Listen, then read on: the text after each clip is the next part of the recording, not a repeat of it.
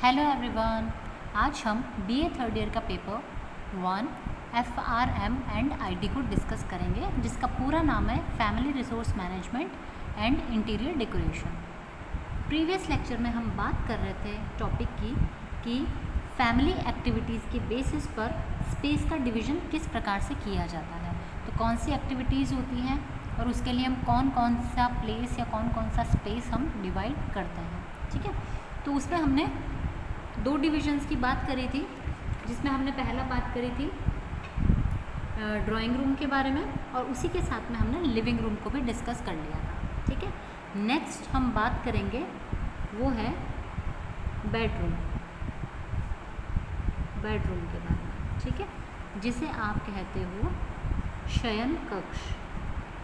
ठीक है, देखिए बेडरूम जो होता है ना, यह एक ऐसा कक्ष है जहाँ पर कोई भी व्यक्ति चाहे दिन हो या रात हो आराम करते हैं। ठीक है, रेस्ट करने के लिए होता है बेडरूम बेसिकली। ठीक है, तो जो व्यक्ति का पूरे दिन का जो 1/3 टाइम होता है ना, पूरे दिन का जो 1/3 टाइम होता है वो कहाँ पे स्पेंड होता है? बेडरूम में ही स्पेंड करता है व्यक्ति। ठीक है, यहाँ पर आपको प्रॉपर्ली प्राइवेसी मिलनी चाहिए होती है, और यूजुअली सभी लोग अपना बेडरूम ऐसी जगह पर बनाते हैं जहाँ पर घर का जो प्लेस काफ़ी प्राइवेसी लिए हुए होता है, काफ़ी एकांत होता है, उसी तरफ बेडरूम बनाया जाता है। ठीक है, और साथ ही साथ में इस कमरे के अंदर क्या है, तो ये शोरगुल से बिल्कुल दूर होना चाहिए। ठीक है, और बैठक के कमरे से भी दूर होना चाहिए। इसके दो रीज़न्स हैं, क्योंकि अगर ये बेडरूम अगर आपके अगर गेस्ट रूम के पास में है तो आने जाने वाला कोई भी गेस्ट होगा वो आपको डिस्टर्ब करेगा। ठीक है, और साथ ही साथ में अगर शोरगुल बहुत ज़्यादा है तो यहाँ पर आप रेस्ट नहीं कर पाएंगे, सो नहीं पाएंगे। ठीक है, अगर आप दिन के टाइम पे सोना चाहते हैं, रात के टाइम पे सोना चाहते हैं, और अगर बिल्कुल रोड की साइड में ही अगर आपके बेडरूम है तो वहाँ से आपको बहुत ज़्यादा गाड़ियों का शोर सुनाई देगा। ठीक है, तो वो आपको काफ़ी डिस्टर्ब करेगा, इसलिए यह शोरगुल से दूर होना चाहिए, एकांत में होना चाहिए। ठीक है, अच्छा, इस रूम के अंदर जो विंडोज़ होती है ना, प्रॉपर होनी चाहिए विंडोज़। ठीक है, जिसमें आप अगर कोशिश करो ज़्यादा से ज़्यादा तो जो ईस्ट साइड है, ठीक है, उधर हो तो बहुत अच्छा है। ठीक है, पूर्व की तरफ अगर खिड़की होगी तो उगते हुए सूरज की रोशनी आपके कमरे में आएगी। ठीक है, तो वो आपको काफ़ी पॉजिटिव एनर्जी भी देता है। साथ ही साथ में हवा बहुत अच्छे से आती है उस कमरे के अंदर, वेंटिलेशन काफ़ी अच्छा रहता है। ठीक है, और साथ ही साथ में जो आपका रूम है उसमें सिक्योरिटी कंप्लीट होना चाहिए, एकदम पीसफुल होना चाहिए आपका रूम। ठीक है, अच्छा, इस रूम के अंदर जब आप फर्नीचर की बात करते हो, ठीक है, फर्नीचर आपके इस कमरे के अंदर डिपेंड करता है कि किस व्यक्ति का कमरा है। ठीक है, अगर बुज़ुर्ग व्यक्ति का कमरा है तो कैसा बेड होगा, अगर कोई एडल्ट का रूम है तो उसका बेड कैसा होगा, छोटे बच्चे हैं तो उनके बेड का साइज़ क्या होगा, तो वो बेड का साइज़ रिड्यूस या बड़ा किया जा सकता है। ठीक है, सिंगल पर्सन उसमें रहते हैं या कोई 2 जने रहते हैं तो उसके बेसिस पर भी बेड जो होता है या फर्नीचर होता है उसका डिसीजन लिया जाता है। ठीक है, अगर छोटे बच्चों का रूम है तो उसमें उनको स्टडी टेबल, ठीक है, चेयर्स की, टेबल्स की, छोटे बेड की, लैंप्स की, इनकी ज़रूरत पड़ती है। ठीक है, अगर किसी एडल्ट पर्सन का रूम है, ठीक है, तो उनको डबल बेड के साथ साथ में उनको कुछ टेबल्स की ज़रूरत पड़ेगी, लेकिन स्टडी टेबल की रिक्वायरमेंट नहीं होगी। ठीक है, उस रूम में उनको कबर्ड्स की ज़्यादा रिक्वायरमेंट रहेगी ताकि सामान वगैरह वो अच्छे से उसके अंदर रख पाएँ। ठीक है, जैसे बॉक्स जो बेड होते हैं ये भी बॉक्स वाले बेड्स होंगे ताकि उसके अंदर भी आप सामान को स्टोर कर सको। ठीक है, तो यह इस तरीके से रखा जाता है फर्नीचर को, है ना। अच्छा, फर्नीचर की जो हाइट होती है, अगर बच्चा छोटा है तो फर्नीचर की हाइट भी कम रहेगी, लेकिन अगर बच्चा बड़ा है तो आप फर्नीचर की हाइट जो होती है वो इंक्रीज़ भी कर सकते हो, और ये बड़ा व्यक्ति है तो उसके लिए ज़्यादा रखी जा सकती है। ठीक है, टेबल चेयर भी होंगे तो बच्चों के लिए छोटे होंगे, लेकिन अगर बड़ा बच्चा है घर के अंदर, ठीक है, तो उसके लिए बड़े टेबल चेयर रखे जाएंगे। ठीक है, जो व्यक्ति उस कमरे के अंदर सोने वाला होता है बेडरूम में, या जिसका बेडरूम है, उसका खुद का अपना सामान रखने की उसमें पूरी फैसिलिटी होनी चाहिए। ठीक है, आपका सारा सामान आ जाए, ठीक है, चाहे आपका कोई भी पर्सनल सामान हो तो वो भी आप उसको अच्छे से रख सको। ठीक है, तो ये काम करना चाहिए। अच्छा, जो बेड बनाया जाता है ना, बेड के साइड में 2 साइड टेबल्स भी लगी हुई ज़रूर से होनी चाहिए, ठीक है। उसका रीज़न क्या है, ताकि आप वहाँ पे अपनी वॉच को या अपने किस मोबाइल को रख सकते हो। साथ में ड्रॉर्स भी होनी चाहिए ताकि जो नेसेसरी मेडिसिन हो, आपके कुछ काम के पेपर्स हों या कोई आप मैगजीन्स पढ़ते हो आप उसको रख सकते हो, ठीक है। साथ में पानी वगैरह का जग ग्लास भी रख सकते हो यहाँ पे आराम से, ठीक है। तो इसके लिए साइड टेबल्स होना बहुत ज़रूरी रहती है, ठीक है। और आजकल तो आपको सभी जगहों पर मिलती ही है ये। बेडरूम के अंदर अगर आप चाहो तो जो कंफर्ट चेयर्स आती हैं आप उसको भी रख सकते हो, ठीक है। तो वो आपको आराम से लेटने में भी मदद करती है और साथ ही आप उसके ऊपर थोड़ा कंफर्ट फील करते हो, ठीक है। ड्रेसिंग टेबल होना चाहिए बेडरूम के अंदर ताकि आप वहाँ पर आराम से रेडी भी हो सकते हैं, ठीक है। और आपके जो कॉस्मेटिक्स होते हैं या तैयार होने के जो भी सामान होते हैं वो भी आप इसमें रख सकते हो, ठीक है। थर्ड हम बात करेंगे वो है डाइनिंग रूम की। अच्छा देखिए, बेडरूम जो है ना उसमें सोने वाले व्यक्ति कितने हैं उसके आधार पर इसका ध्यान रखा जाता है और प्रॉपर्ली वेंटिलेशन होना चाहिए। अगर इस कमरे के अंदर 2 से ज़्यादा व्यक्ति सोते हैं, ठीक है, 3, 4, 5 अगर उस किसी बेडरूम के अंदर कोई व्यक्ति सो रहे हैं तो उसमें वेंटिलेशन भी ऐसा ही होना चाहिए। क्यों? क्योंकि रात को सोते टाइम काफ़ी मात्रा में कार्बन डाइऑक्साइड भी रिलीज़ होती है ना, ठीक है। तो इसके लिए प्रॉपर्ली वेंटिलेशन होना चाहिए रूम में ताकि ठीक रहे और रूम का स्पेस भी फिर ज़्यादा होना चाहिए, रूम थोड़ा बड़ा होना चाहिए अगर सोने वाले व्यक्ति ज़्यादा हैं तो, ठीक है। नेक्स्ट आता है डाइनिंग रूम। देखिए, डाइनिंग रूम की जब आप बात करो तो ये थोड़ा नया ट्रेंड है ना। बाकी पहले के टाइम में क्या होता था कि जो किचन होती थी ना, ठीक है, जहाँ पर गृहिणी खुद भोजन बना रही है मदर, वहीं पर उनके पास ही सब लोग बैठ करके खाना खाना पसंद करते थे, ठीक है। तो डाइनिंग रूम का कोई नया कंसेप्ट उस टाइम पे अलग कंसेप्ट नहीं होता था, ठीक है। फिर धीरे धीरे जैसे भी मॉडर्नाइजेशन हुआ, ठीक है, तो डाइनिंग रूम्स बनाने का ट्रेंड आ गया, ठीक है। तो लोग क्या करते हैं, डाइनिंग रूम रखते हैं जहाँ पर डाइनिंग टेबल रखी हुई होती है, ठीक है। वहाँ पर पूरा परिवार एक साथ बैठ करके खाना खाता है, भोजन करता है, ठीक है। तो आपने हमेशा किस चीज़ का ध्यान रखना है कि देखिए, जहाँ पर आपकी किचन बनी हुई है ना उसी से जुड़ा हुआ डाइनिंग रूम होना चाहिए, ठीक है। या तो आपका किचन इतना बड़ा हो कि उसके अंदर किचन के साथ साथ में आप डाइनिंग एरिया को भी आप सेट कर सकें, ठीक है। और अगर आपका किचन छोटा है तो आपको एक सेपरेट आप उसमें डाइनिंग हॉल बना सकते हैं, या फिर आपके घर का अगर कोई बड़ा हॉल है तो आप उसमें भी डाइनिंग एरिया डिसाइड कर सकते हैं, ठीक है।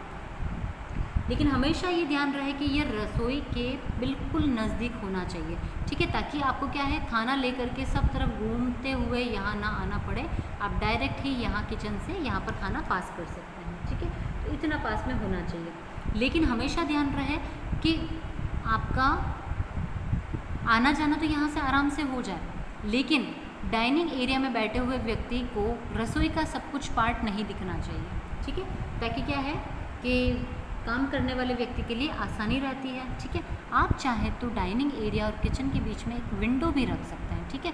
सो दैट क्या है कि इजीली आप यहाँ से सामान आपको बाहर आकर के नहीं देना पड़े, आप यहीं से कैरी करवा सकते हैं तो वो डायरेक्ट टेबल पर आ जाएगा, ठीक है। तो यह काफ़ी ईजी हो जाता है।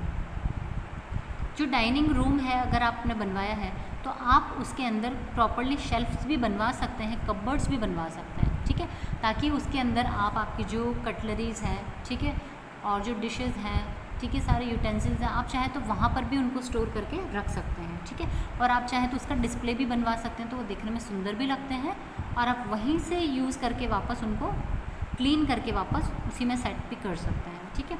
और अगर आप डाइनिंग हॉल में रखते हैं तो आप किचन में भी इसका फैसिलिटी दे सकते हैं। साथ ही डाइनिंग अगर हॉल है तो आप डाइनिंग टेबल के नीचे भी कुछ कैबिनेट्स बनवा सकते हैं जिसमें कि सामान को स्टोर किया जा सके, ठीक है।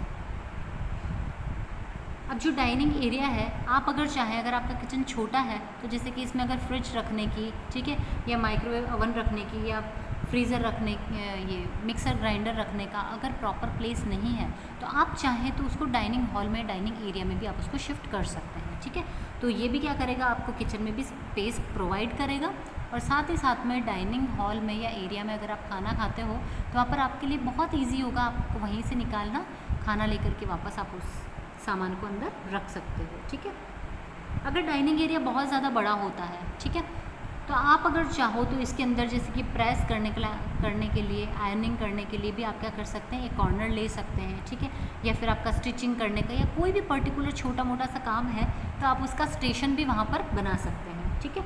तो उससे क्या है कि आपके स्पेस का भी यूटिलाइजेशन हो जाएगा और आपका काम भी आसानी से हो जाएगा। हमेशा डाइनिंग एरिया में जो भी आप व्यवस्था करते हो, ठीक है, या डेकोरेशन करते हो, तो हमेशा एक तो लाइटिंग प्रॉपर होनी चाहिए ताकि फूड जो है आप कंज्यूम करते हो वो और ज़्यादा अपीलिंग लगे आपको अच्छी लाइटिंग से, ठीक है।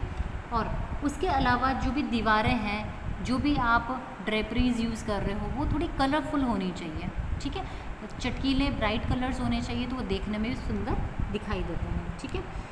और जो डाइनिंग एरिया होता है उसमें हमेशा ही ध्यान रखें कि एक वॉश बेसिन ज़रूर से आप वहाँ पर सेट करें, ताकि क्या है खाना खाते ही व्यक्ति आराम से यहाँ पर हैंड वॉश भी कर सकता है, साथ ही आप नैपकिन्स वगैरह की और हैंड वॉश वगैरह यहाँ पर रख सकते हैं, ठीक है, ताकि इजीली हैंड्स को क्लीन किया जा सके, आपको बाहर नहीं जाना पड़े बार बार किसी चीज़ के लिए, ठीक है। तो देखा आपने कि डाइनिंग रूम अगर आप एक बनवाते हैं तो उसमें आप आपके कितने ही पर्पजेज़ को सॉल्व कर सकते हैं, ठीक है।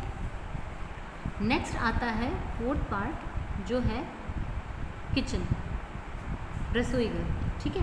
देखिए जो किचन है ना, इसको पूरे घर का या एक हाउस का हार्ट कहा जाता है, ठीक है। इसे हार्ट कहा जाता है, हृदय होता है ये, ठीक है। अगर किसी घर के अंदर किचन नहीं है ना तो वह आपको अपूर्ण लगेगा। कैसा लगेगा? अपूर्ण लगेगा। क्यों? क्योंकि आपके सुबह होने से,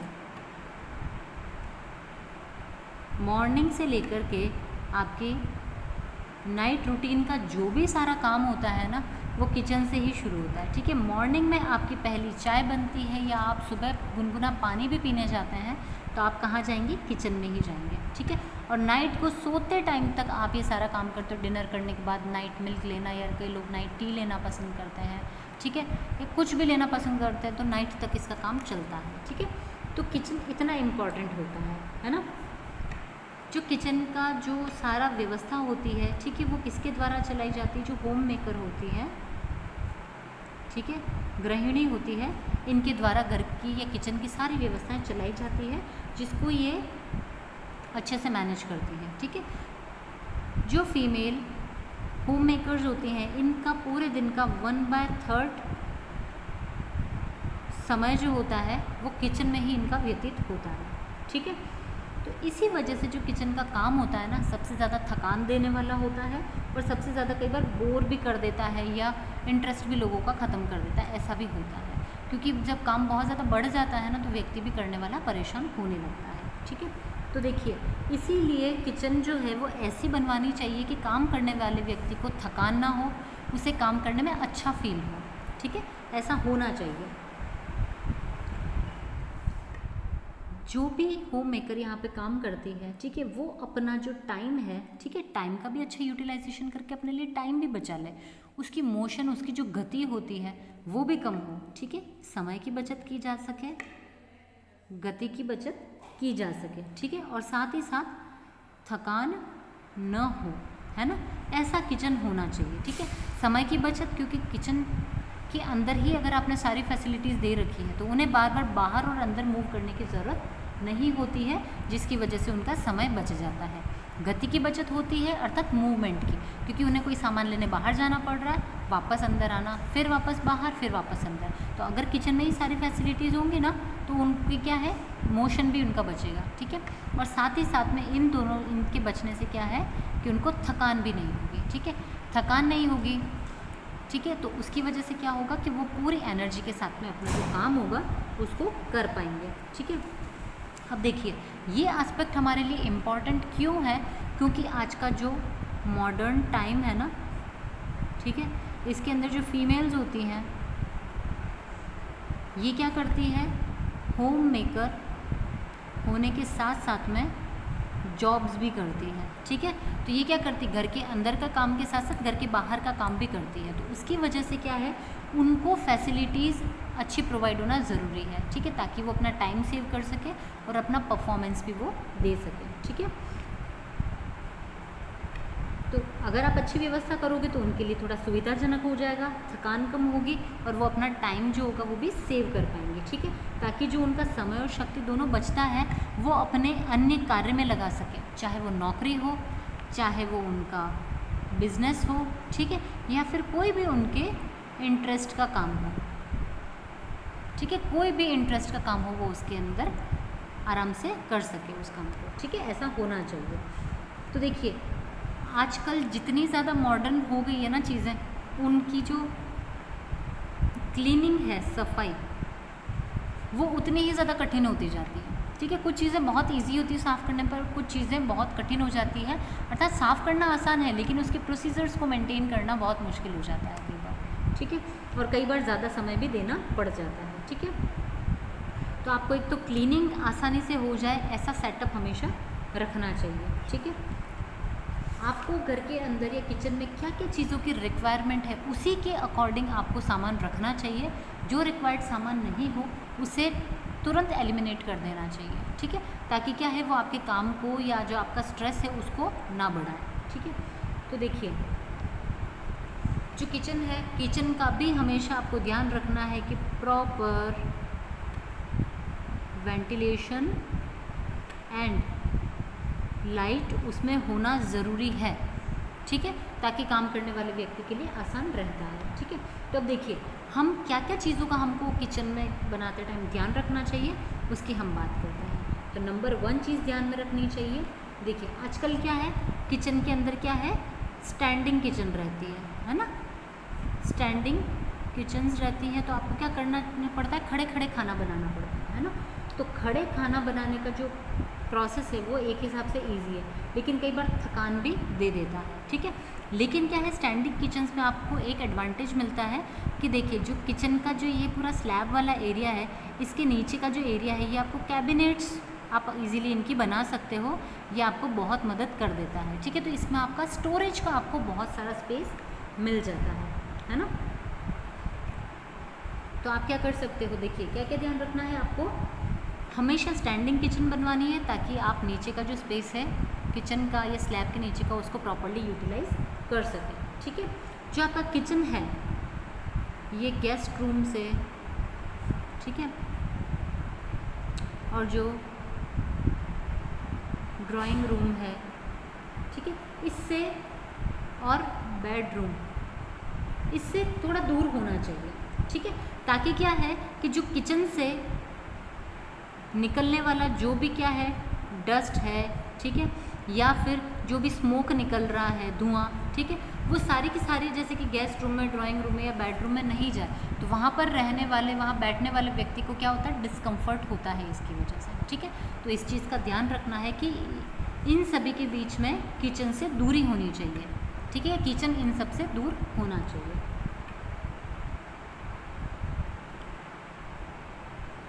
जो भी आप या जिस भी जगह पर आप किचन बनवा रहे हो, ठीक है, इसके एडजेसेंट में क्या होना चाहिए, स्टोर रूम होना चाहिए, ठीक है।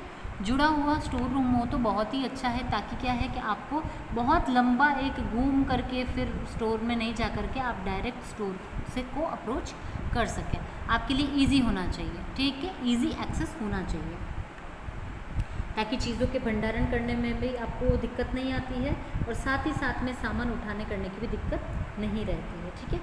तो कम चलना पड़ेगा तो आपकी जो शक्ति होगी, पावर होगी, उसकी बचत की जा सकेगी, ठीक है। रसोई का जो स्पेस होता है, ठीक है, या साइज़ होता है वो इनफ इतना बड़ा होना चाहिए कि उसमें कम से कम 2 से 3 लोग जो हैं वो आराम से खड़े रह करके उसमें काम कर सकते हैं, इतना बड़ा तो होना ही चाहिए, ठीक है, नहीं तो आपको बहुत ज़्यादा डिस्कम्फर्ट होगा। प्रॉपर लाइट एंड वेंटिलेशन होना चाहिए, ठीक है। प्रॉपर लाइट एंड वेंटिलेशन होगा तो आपके लिए काम करना आसान रहेगा, साथ ही जो भी स्मोक होगी, डस्ट होगी, वो इजीली बाहर निकल जाएगी, ठीक है। आपको हमेशा जैसे कि जो कैबिनेट्स बनवाते हैं, कैबिनेट्स बनवाने के साथ साथ में आप प्रॉपर शेल्फ्स भी रखवा सकते हैं, ठीक है। तो शेल्फ्स रखवाने से क्या होता है कि आपका जितना भी सामान है आप आसानी से उसको स्टोर कर सकते हो उसके अंदर, ठीक है। जैसे कि जो भी आपके यूटेंसिल्स हैं उनको तो आपने जैसे कि ट्रंचेस में, ठीक है, या कैबिनेट्स में आपने डाल दिया, लेकिन कुछ बड़े बड़े सामान ऐसे होते हैं जिनके लिए आपको ज़्यादा स्पेस की रिक्वायरमेंट होती है, तो आप उसके लिए ऊपर टांड भी बनवा सकते हैं, या फिर ऊपर की साइड में भी कोई ऐसा स्पेस बनवा सकते हैं जिसमें कि आप सामान को स्टोर करके रख सकें। किचन की जो फर्श होती है ना, फ्लोरिंग, हमेशा ध्यान रखें कि ये फ्लोरिंग जो हो या तो कोटा स्टोन की आप रखवा सकते हो, ठीक है, या फिर कोई ऐसा फर्श रखवाना चाहिए जो क्या एक तो उसमें सीलन नहीं आए और साथ ही साथ में बहुत ज़्यादा चिकनी नहीं होनी चाहिए, ठीक है, ताकि क्या फिसलन भी नहीं आए। और ढलान अगर आप रखते हो या ड्रेनेज जो भी रखते हो किचन का, वो गार्डन में रखना चाहिए ताकि सारा पानी जो हो वो वेस्ट नहीं हो करके किचन का गार्डन में चला जाए, ठीक है। जो भी आपके, हमने जो बात करी वेंटिलेशन की, ठीक है, उसके अंदर जैसे कि अगर आपने कोई चिमनी लगा रखी है, ठीक है, या फिर अगर कोई चूल्हा लगा हुआ है या गर्म धुआं या भाप निकलती है तो वो प्रॉपरली वहाँ से निकल जाए, तो उसके लिए चिमनी की फैसिलिटी करवानी चाहिए, ठीक है।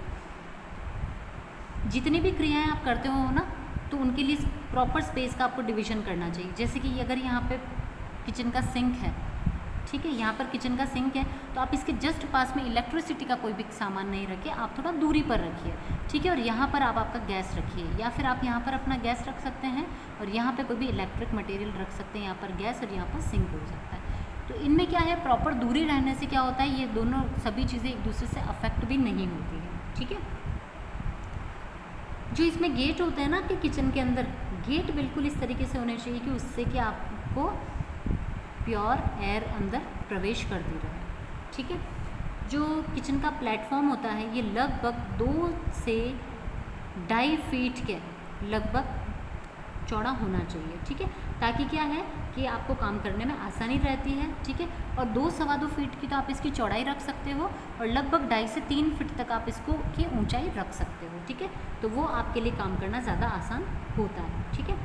प्लेटफॉर्म जो भी बनवाते हैं कोशिश कीजिए कि ये स्टोन मटेरियल का हो, तो ये क्या होता है, एक तो सीलन नहीं लेता है, साथ ही साथ में आपको इसको काम करना ज़्यादा इजी रहता है, ठीक है। तो आप कोई भी ग्रेनाइट स्टोन ले सकते हैं इसके लिए, मार्बल का स्टोन ले सकते हैं, ठीक है। जो किचन का सिंक होता है ये प्रॉपरली थोड़ा सा अंदर दबा हुआ होना चाहिए, और आजकल तो बहुत ही मॉडर्न जैसे कि मैट फिनिश वाले और स्टील के बहुत अच्छे अच्छे सिंक्स आते हैं, तो आप इनका यूज़ कर सकते हैं। तो वो क्लीनिंग में भी इजी होते हैं, साथ ही साथ दिखने में भी अच्छे लगते हैं, ठीक है। किचन का जो सिंक रहता है इसके पास में प्रॉपरली धुले हुए बर्तन रखने की फैसिलिटी होनी चाहिए, और जो भी आपका कैबिनेट है वो ऊपर लगा हुआ होना चाहिए, ठीक है, ताकि आप उसके अंदर धुले हुए बर्तनों को आसानी से रख सकें और उससे क्या है, सीलन कहीं पर भी नहीं आए, ठीक है। जो किचन रहता है ना, किचन के अंदर ही आप फ्रिज रखने की अगर कोशिश करें कि वहाँ फैसिलिटी हो जाए तो बहुत अच्छा है, ताकि आपके को क्या है ज़्यादा मोशन नहीं करना पड़े और पास के पास में आपको वो चीज़ मिल जाए और आप इसका यूज़ कर सकते हैं, ठीक है। कुछ लोग ऐसे होते हैं जिनसे किचन में खड़े खड़े काम नहीं होता है, ठीक है, तो आप किचन स्टूल का यूज़ भी कर सकते हैं, तो वहाँ पर बैठ करके आप खाना भी बना सकते हैं, ठीक है। और सबसे मोस्ट इम्पॉर्टेंट चीज़ जो किचन वेस्ट होता है, किचन वेस्ट, इसको डिस्पोज करने की प्रॉपर फैसिलिटी होनी चाहिए, अर्थात आपके किचन के अंदर एक डस्टबिन आपको रखना चाहिए, और जो इसके नीचे की कैबिनेट होती है ना वहाँ पर रख सकते हो, जो सिंक के नीचे वाला स्पेस होता है, तो वो बंद भी रहेगा तो उससे स्मेल भी नहीं आती है, और आप एक डस्टबिन को प्रॉपर्ली अरेंज करके और उसके अंदर सारा किचन का वेस्ट अलग से स्टोर कर सकते हैं ताकि उसे आप बाहर फेंक सकें, ठीक है। यह काम बहुत ही ज़रूरी होता है ना। तो अब देखिए किचन का हमें समझ में आ गया कि हमें किस किस चीज़ों का ध्यान रखना है।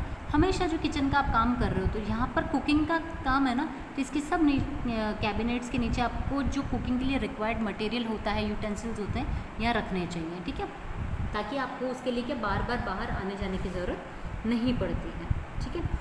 तो इस तरीके से देखिए आज के लेक्चर में हमने किचन के बारे में पढ़ा कि किचन कैसा होना चाहिए, कितना स्पेस कवर करना चाहिए और किन किन फैसिलिटीज़ का ध्यान रखना चाहिए। साथ ही हमने बेडरूम और डाइनिंग रूम को भी डिस्कस किया है, ठीक है। इसका जो रिमेनिंग टॉपिक्स हैं उसको हम आने वाले नए लेक्चर में पढ़ेंगे, ठीक है। Thank you.